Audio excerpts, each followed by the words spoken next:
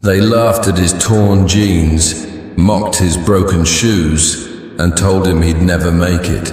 But years later, that same boy, once rejected and ridiculed, drove past them in his own car, wearing a tailored suit, heading to the headquarters of his $1,000,000 coffee brand. This is the inspiring story of Ryan Miller, a poor American kid who turned his struggle into success, proving that dreams don't need money, they need madness. Ryan was born in a small, run-down neighborhood in Detroit. His father worked double shifts at a factory, and his mother cleaned houses to feed the family. They didn't have enough money to buy new clothes, so Ryan often wore torn jeans and faded t-shirts. Every morning at school, kids laughed at him. "Hey, poor boy!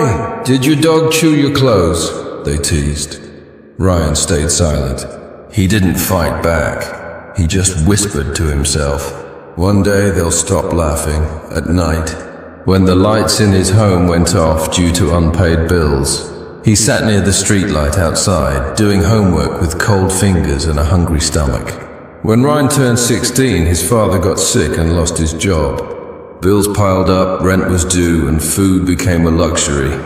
So Ryan decided to help. He took an old cart and started selling coffee on a street corner every morning before school. At first, people ignored him. Some laughed. "Who'll buy coffee from a boy in torn clothes?" But Ryan didn't quit. He said to himself every morning, "My coffee may be small today, but one day it'll have my name on it." He noticed how people liked feeling respected and heard. He'd remember their names, how they liked their coffee, and even their stories. Soon his corner became a place where people came not just for coffee, but for comfort. Still, life wasn't easy.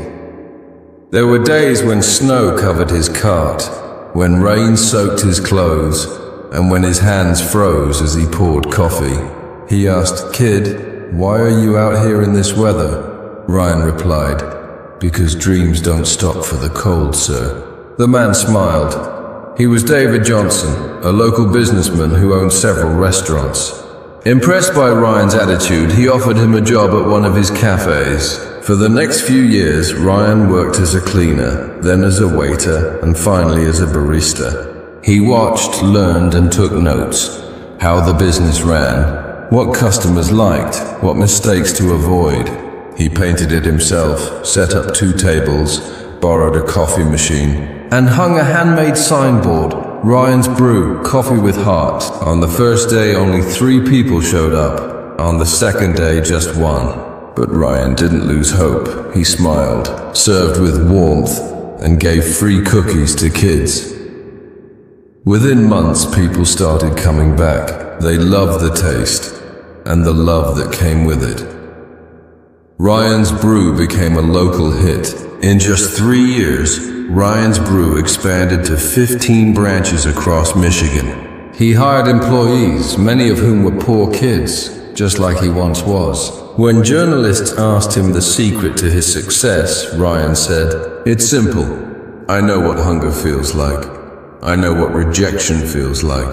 So I built a business that gives comfort to people, not just coffee." Today, Ryan's Brew has over 80 outlets across the US. He's invited to business conferences, featured in magazines, and even gives motivational talks in schools, especially in poor communities. "Cold day, huh?" Ryan said. The man nodded. "Yeah, but I have to work." "Dreams don't wait for the weather." Ryan smiled again. It was like looking into his own past. He handed the man his business card and said, "When you're ready to grow, come see me. I'll help." It was his full circle moment. The boy with torn clothes was now helping others stitch their dreams together.